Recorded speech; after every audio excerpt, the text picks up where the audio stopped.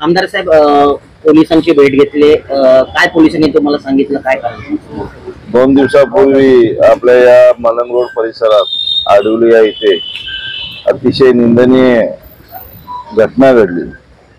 आपल्या मराठी मुलीवर एक कुठला तरी उत्तर भारतीय येणार आणि तिला मारझोड करणार, तर महाराष्ट्र कधी त्याचा खपून घेणार नाही आणि शिवसेना पक्ष तर कधीच खपून घेणार नाही। कारण ही शिवसेना महाराष्ट्र, शिवसेनेसाठी आणि मराठीसाठी आपण सर्वजण जपलं पाहिजे, मराठीचं रक्षण केलं पाहिजे। आणि त्याच्यात आपल्याला या आपल्या आया बहिणी आणि त्याच्यावर हा निर्गुणपणे तिच्या हल्ला केला, तिला मारझोड केली, हे निषेध करावा तेवढा कमी आहे। म्हणून आज आम्ही सर्व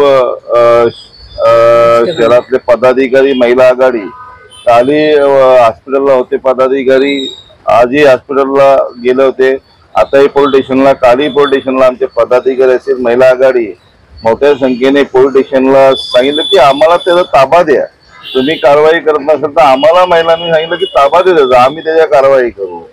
कल्याण डोंबिवलीची ही तिसरी घटना आहे की ज्या प्रकारे मारहाण होते।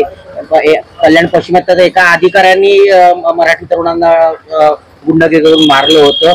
आता हा विषय येत्या अधिवेशनामध्ये तुम्ही काढणार आहात? हिवाळी अधिवेशन त्यावेळेला आपण हा नक्कीच मुद्दा मांडूया, पण मराठी माणसावर, मराठी मुलांवर कुठला अन्याय होत असेल तर शिवसेना पक्ष कधी खपवून घ्यायला जाणार नाही, एवढंच मी सांगू इच्छितो। 22 तास लागले असं अविनाश जाधव यांचं मत आहे।